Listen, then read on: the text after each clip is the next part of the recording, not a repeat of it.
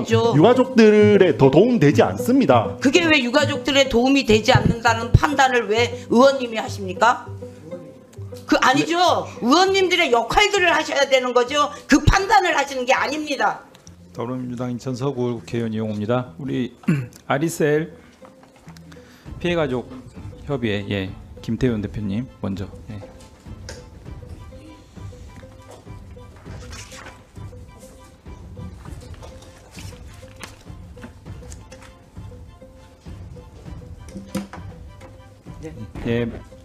먼 길 오시느라고 고생하셨습니다. 그 참사 발생으로 인해서 유가족분들, 피해가족분들 굉장히 좀 고통이 많으실 텐데요. 얼마 전에 고용노동부랑 경찰이 수사 결과 브리핑을 했습니다. 그간의 수사나 조사와 관련해서 깜깜이 수사 또는 매우 늦은 구속영장 청구 이런 부분들에 대한 지적이 있었습니다. 수사 조사 과정에 대한 의견 있으시면 말씀 주시겠습니다. 먼저 여기 계신 국회의원 여러분들 안녕하십니까? 저희는 참사 이후 64일째 6월 24일에 머물러 있습니다. 결코 안녕하지 않습니다. 질문에 대한 답변 드리도록 하겠습니다. 첫 번째는요, 저희가 이 참사 이후에 이 고용노동부의 행태에 대해서 많은 부분들을 분노했습니다. 첫 번째는 뭐냐면요, 아리셀과 관련돼서 2년 연속 고위험 사업장으로 선정하였습니다. 그런데 실제적인 사고 예방이나 안전관리 감독에 대한 대책을 마련하지 않았습니다. 두 번째, 3년 연속으로 위험성 평가에서 자체적으로 평가한 내용들을 가지고 우수 기업으로 선정을 하였습니다. 그리고는 산재 보험료를 감면했습니다. 세 번째는 3년 동안 4차례의 폭발 사고가 아리셀 현장에서 있었습니다. 그리고 참사가 일어나기 이틀 전 폭발이 있었습니다. 폭발성과 관련된 부분들은 특별 근로 감독이 가능합니다. 근데 아무도 나오지 않았습니다. 그래서 그때 나와서 감독했더라면 이 아리셀 참사 벌어지지 않았을 겁니다. 분명하게 명백한 인재입니다. 그래서 저희는 고용노동부를 신뢰할 수가 없습니다. 그래서 요구했습니다. 국회가 참여하는 민간 합동기구를 만들어서 제대로 진상들을 규명해달라고 요구했습니다. 근데 묵살됐습니다. 그리고 두 번째는 유가족은 우리 가족들이 왜 죽을 수밖에 없었는지 억울함에 대해서 알아야 될 권리가 있습니다. 근데 2달 동안 수사 중이라 얘기할 수 없다라는 말만 반복했고 언론을 통해서 수사의 결과들을 알 수가 있었습니다.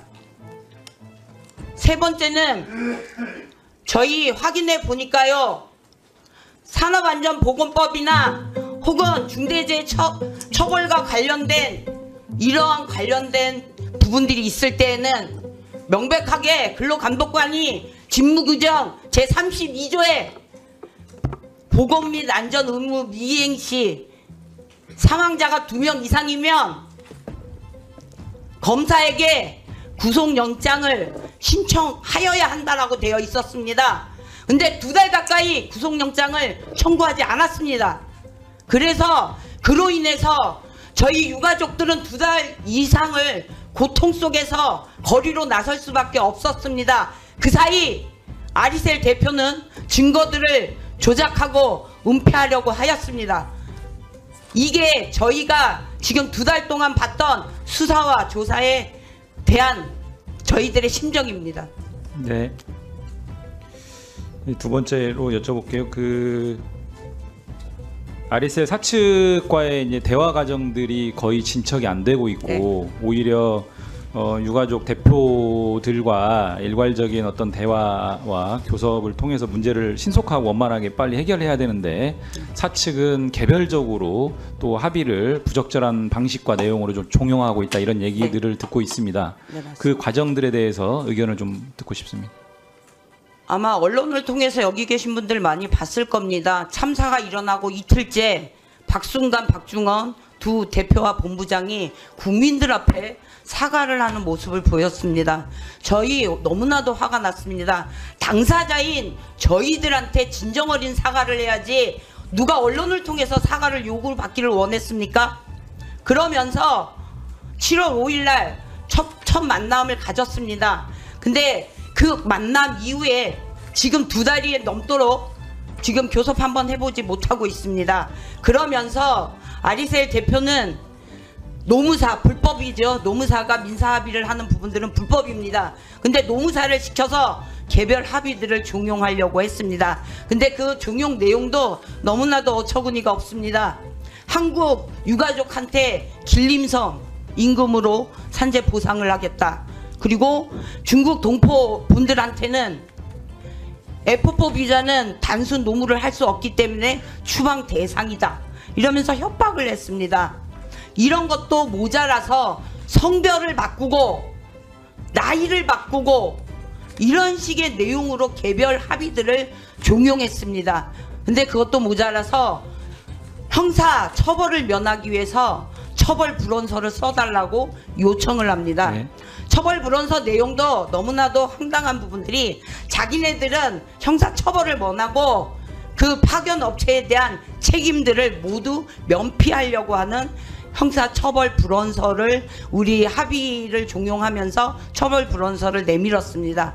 뿐만이 아닙니다. 실제적으로 그 거래 내역과 실지급됐던 임금과 다른 출처를 알 수 없는 임금 명세서를 유포하기도 했고요.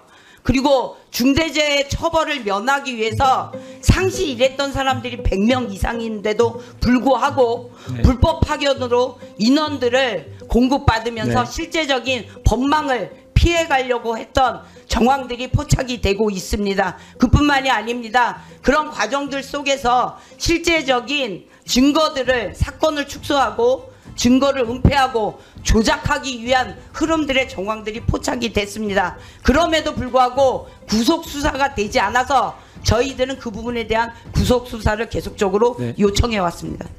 네, 위원장님 1분 정도만 주시면 마무리하겠습니다. 예. 네. 예. 그 후보자한테도 관련 질문 좀 마지막으로 그 대표님께 질문하겠습니다. 후보자 이번 아리셀 참사의 본질적 원인과 재발 방지 대책 관련해서 의견을 좀 궁금하고요. 구속영장이 관련 이 사건 관련 피의자들에 대한 구속영장이 어떤 혐의로 청구되었는지 좀 확인해 주시고요. 불법 파견이 이 사건의 중요한 원인 중에 하나다라고 얘기를 하고 있습니다. 불법 파견 이런 상황인데 이제 제조업 또는 직접 생산 공정에 대한 파견을 합법화해야 될 것인지 아니면 현행 법대로 금지해야 될 것인지 그 의견을 좀 묻겠습니다. 그 세 가지 정도 답변을 주시고 김태현 대표님은 마지막으로 하시고 싶은 말씀 해주시면 될 것 같습니다. 예.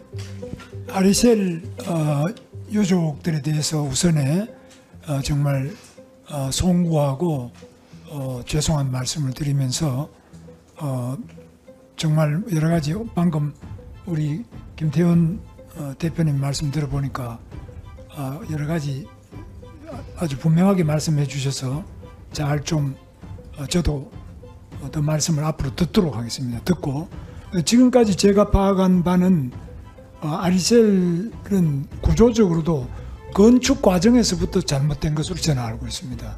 이건 분리시켜야 될 건축 또 서로 같은 층을 2층까지 이렇게 해서 한꺼번에 많은 희생자가 나오도록 하는 것, 또 비상구가 잘못돼 있어 가지고 탈출이 불가능한 많은 문제가 있었는데 이러한 부분들에 대해서 지금 조사를 하고 있고 또 감독하는 부분도 있으니까 발표되는 대로 거기 따라 가지고 조치를 할 것이고, 또 방금 말씀하신 그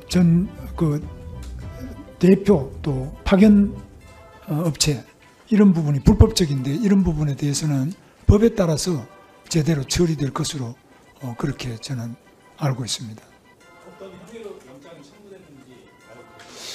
지금 그 영장 청구는 제가 잘 모르겠습니다. 여러 가지 많은 항목에 불법이 있는 것으로 알고 있는데 그 자세한 건 제가 다 일일이 모르겠습니다.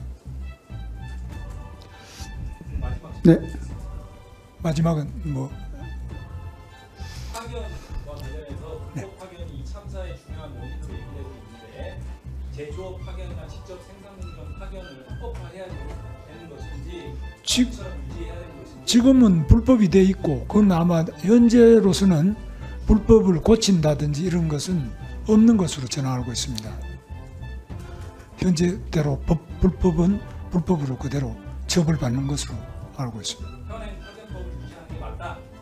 현행 파견법이 특히 이런 아리셀 같은 경우는 더더구나 엄격하게 관리되고 또 건축 네. 과정에서부터 자, 관리 그러면 과정 이 의원님 전부 다 바뀌어야 된다. 이따가 좀 추가로 후보자께 직접 물어보실 부분에 대해서는 다음 질의 시간에 그걸 묻고 의견을 듣도록 하는 게 좋을 것 같습니다. 네, 그리고 그러면 또 우재준 의원님. 김태훈 대표님한테 질의라서 제가 보충 질의를 당겨서 네, 지금 그렇게 할 수 있도록 하겠습니다. 네, 안녕하십니까. 대구 북구갑의 우재준 의원입니다. 김태훈 대표님께 질의 드리도록 하겠습니다. 김태훈 대표님 혹시 유가족이십니까? 저는 유가족 대표 협의회 그 공동 대표입니다. 유가족은 아니시죠? 네. 예, 원래 노동운동가셨죠?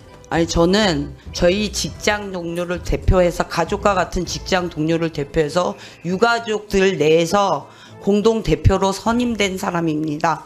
자, 제가 기사 하나 읽어드리겠습니다. 네. 충북 지역에서 중대재해기업처벌법 제정운동을 함께 이끌고 왔던 청주노동인권센터 김태훈 대표 2022년 기사입니다. 본인 맞으시죠? 네 맞습니다. 예, 노동운동가 맞으시죠?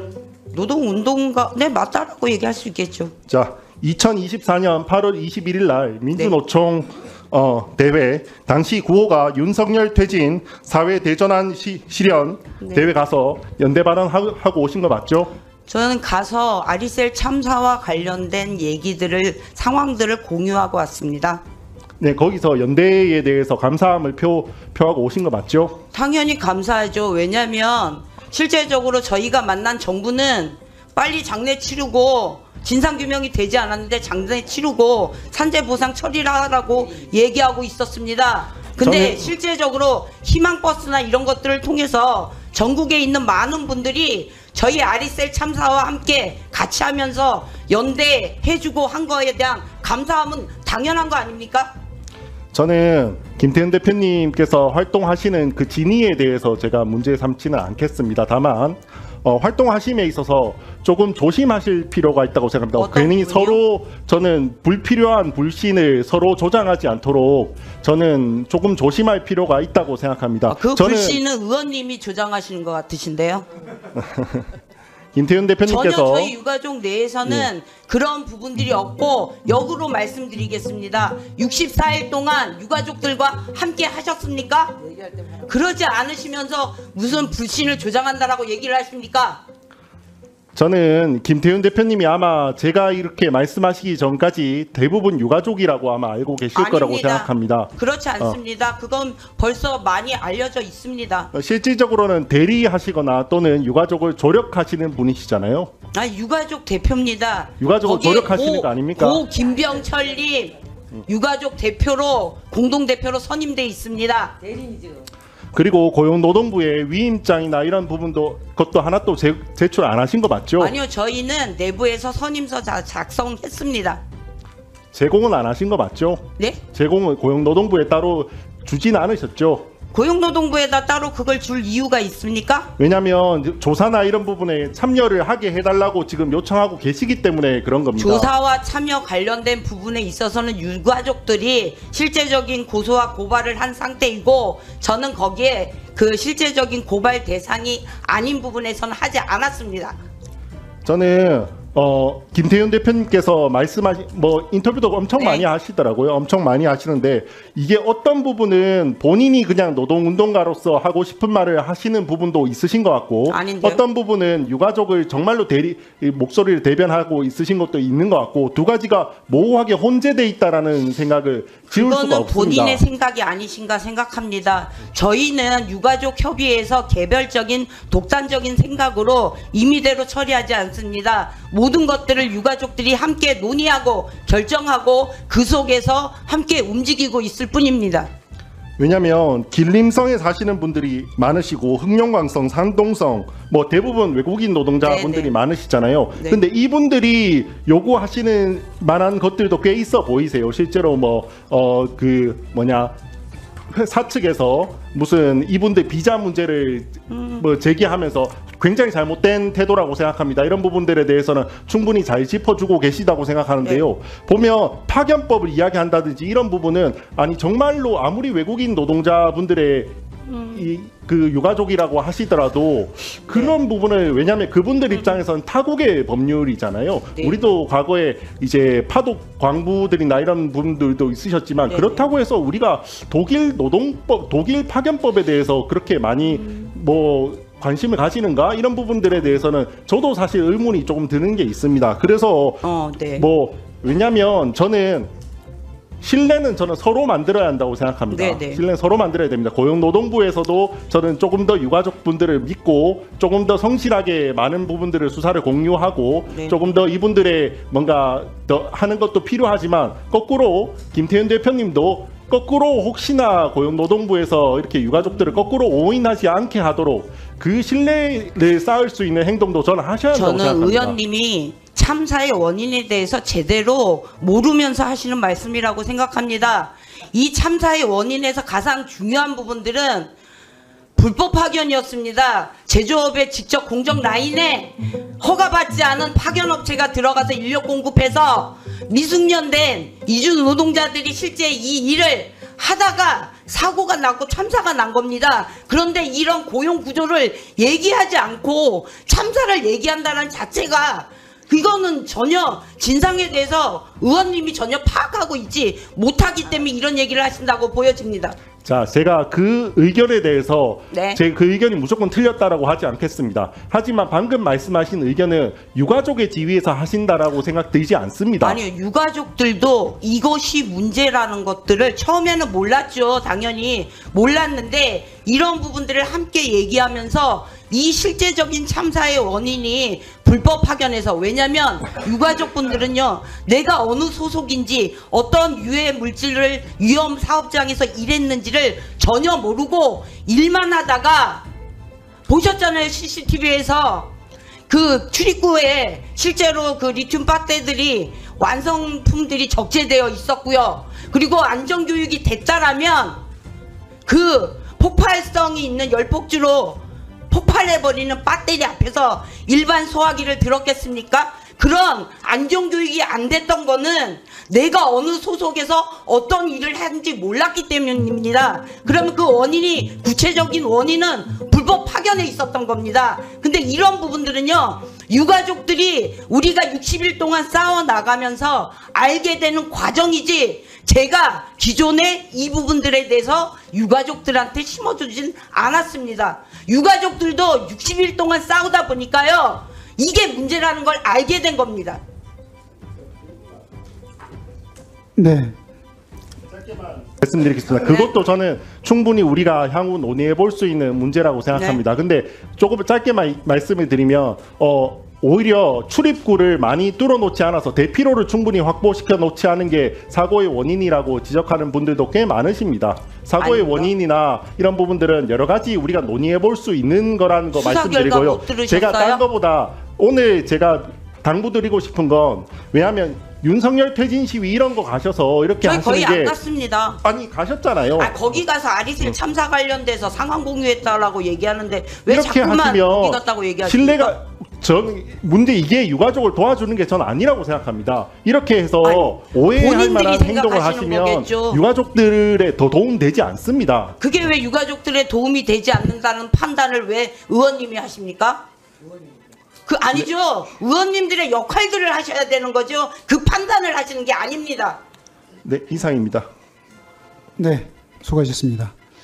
질의하기에 앞서서 저도 그 현장에 그 다음날 일찍 갔었습니다만은 이 자리를 빌어서 정말 고인이 되신 분들, 그리고 하루아침에 가족을 잃은 유가족 여러분들께 다시 한번 죄송하고 위로의 말씀을 올립니다. 저 참고인 나오신 분께 여쭤보겠습니다. 네. 참고인 들리십니까? 네, 유가족 아닌 건 확실하죠? 네 맞습니다.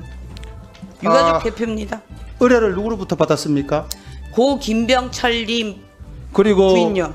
그 대표가 4분 계시죠? 네, 3분은 중국인이죠? 네 맞습니다. 그 중에 한 분이시죠? 아니요. 그 4분 중에 한 분이잖아요. 아까 4명 중에 한 분이. 그렇죠? 네. 아까 우리 우재준 의원이 좀 말씀을 주셨는데 물론 우리 국내 사정을 가장 잘 아시는 분이니까 하셨겠지만은 그 나머지 3분은 유가족입니다. 그죠? 네 맞습니다. 유가족의 의사를 충분히 존중하면서 이 협의체를 이끌어 주시기를 건의를 드립니다. 건의가 아니라 확인만 그렇게 하고 하겠습니다. 있습니다. 예, 확인만 하겠습니다. 네, 그렇게 하고 있습니다. 저 산재가 23가족 중에 22분이 완료가 됐죠? 산재 그거는 그러니까 후보자 공단에 맞지요? 신청하는 산재 파악하고 계실 거 아닙니까? 아직 제가 얘기하는 게 아니군요. 22분이 됐죠? 산재가 완료됐죠? 그거는 공단에 청구하는 유족 급여는 신청이 됐습니다. 저 담당관 뒤에 있으면 완료됐습니까? 안 됐습니까? 산재 22분 됐어요? 안 됐어요? 됐답니다. 아니 확인하시고요. 잘못하시는 것 같은데요. 잠깐만요. 민사상의 네, 산재 잠깐만요. 보상안과 그리고 공단에 말씀드릴 신청하는 시간을 유족 드릴 급여는 테니까. 다른 겁니다. 들어보세요. 그 다음에 유가족 합의는 아직 7가족밖에 안 됐죠? 아닙니다.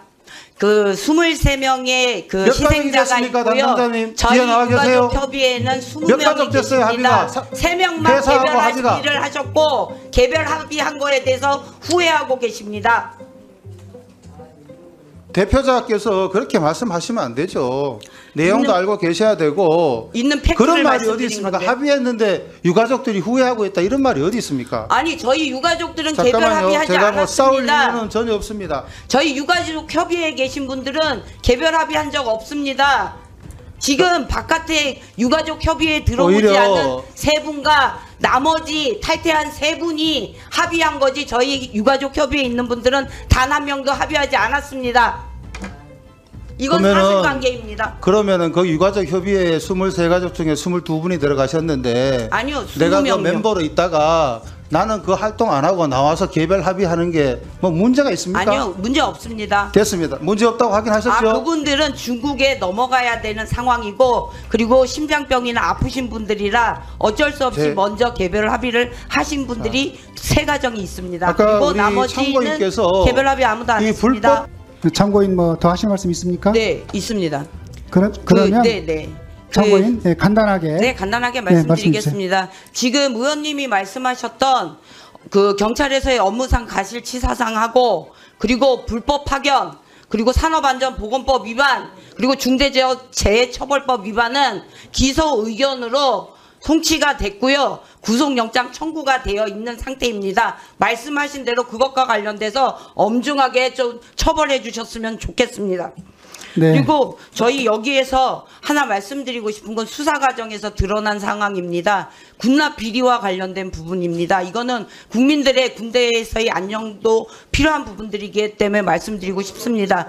군납했던 배터리에서 실제 아리셀이 시료를 바꿔치기하고 성적을 조작했습니다. 그런데도 불구하고 군대에서는 이 부분들을 계속 납품을 받았습니다. 그래서 그 납품 지연에 대한 부분들을 처리하는 과정에서 이런 참사들이 벌어졌기 때문에 이 관련된 부분들에 대해서는 엄정하게 조사해 주셨으면 하는 부탁들을 드립니다. 그리고 의원님들이 지금 말씀하셨던 것 중에 마지막으로 말씀드리겠습니다.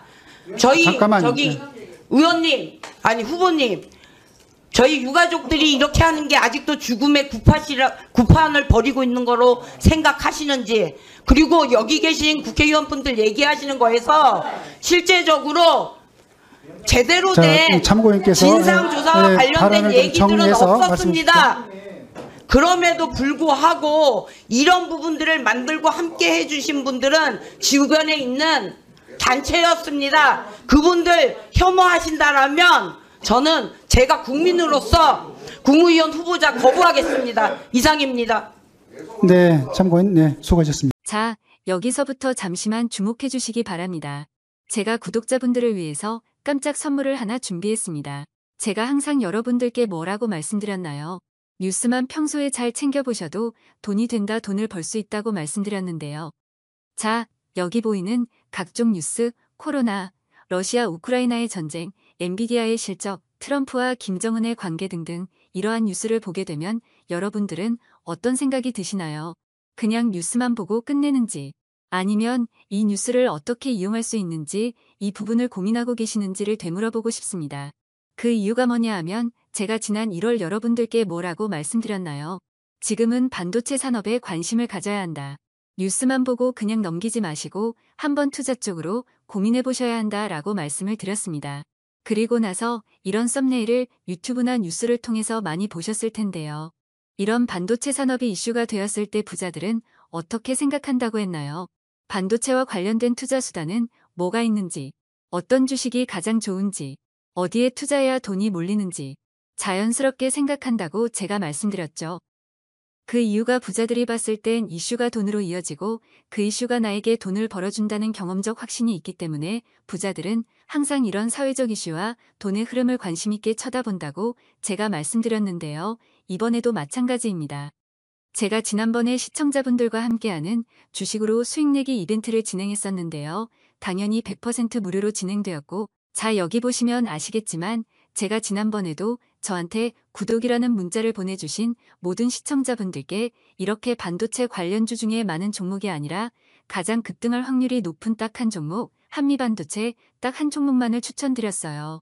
그러면서 여기 나와 있는 대로 정확히 얼마에 매수해야 하는지, 수익률이 얼마가 나왔을 때 팔아야 할지 정확히 말씀드렸는데, 자 지금 실제로 어떻게 되었나요? 오른쪽을 보시면 아시겠지만 제가 1월에 문자로 이 한미반도체를 소개해드리고 나서 실제 3배 이상의 급등이 나왔죠. 그래서 당시에도 굉장히 많은 분들이 제가 드린 이 종목으로 수익을 크게 내실 수 있었는데요. 다시 한번 수익 축하드리고 이번에도 마찬가지입니다. 최근에 이슈가 되고 있는 것이 이 하마스와 이스라엘 전쟁, 러시아와 우크라이나 전쟁이기 때문에 우리가 어떻게 생각해 볼 수 있을까요? 더군다나 북한까지 참전한 마당에 전쟁이 앞으로 계속해서 심화될 가능성이 있는데요. 더욱이 중국 또한 대만에 대한 전쟁 압박 수위를 높여가고 있어 전 세계가 혼란스러운 상황입니다. 이렇게 전쟁이 계속해서 심화되면 피해가 커지기 때문에 전쟁에 필요한 군수물자, 의료 지원 물품들이 실제로 더 많이 필요할 수밖에 없는데요. 그럼 그 중에서 실제 전쟁의 여러 물자들을 지원해본 경험이 있고 건설, 의료 수준이 높은 우리나라 기업들 중에 한 곳이 가장 크게 부각받을 수밖에 없는 것이고 당연히 우리가 이쪽으로 생각해야 된다는 겁니다. 자, 그렇기 때문에 제가 이번에도 뭘 보내드린다고요? 지난번과 마찬가지로 지원이라는 문자를 보내주시면 제가 전쟁 물자 지원 관련주 중에 앞으로 대장주 역할을 하면서 주가가 가장 크게 급등하란 종목을 구독자분들에게 문자로 종목명과 사고 파는 시점을 모두 알려드릴 거예요. 그래서 여러분들이 주식으로 돈 버는 연습을 한번 해보시라 이렇게 말씀을 드리고 혹시라도 나는 주식을 하지 않는다 라고 하시는 분들은 주변에 주식하시는 분들께 추천해 주셔도 되고 연세가 있으신 분들은 자녀분들에게 한번 이걸로 수익을 내보라고 이렇게 조언해 줄 수도 있으시겠지요. 그래서 지금 이 영상을 보시는 시청자분들 중에 나도 이번 종목이 궁금하다 하시는 분들은 누구나 상관없이 어느 시간대나 상관없이 부담 없이 이렇게 위쪽 상단에 제 번호 남겨두고 있습니다. 저의 개인 번호 010-5597-7745 남겨놨고요. 지난번처럼 지원이라고 보내주시면 제가 이번에도 똑같이 무료 추천 급등주 문자를 보내드리겠습니다. 그래서 제 번호 010-5597-7745로 문자 보내주시면 여러분들이 직접 이수를 통해서 돈 버는 연습을 해보실 수 있는 것이고 제가 돈을 받는 것도 투자를 대신 해드리는 것도 아니니까 부담 없이 신청해 주시면 되는 겁니다. 그리고 수익이 나면 저는 다른 것은 바라지 않습니다. 제 채널에 좋아요, 구독 한 번씩만 눌러주시라 이렇게 다시 한번 말씀드리겠습니다.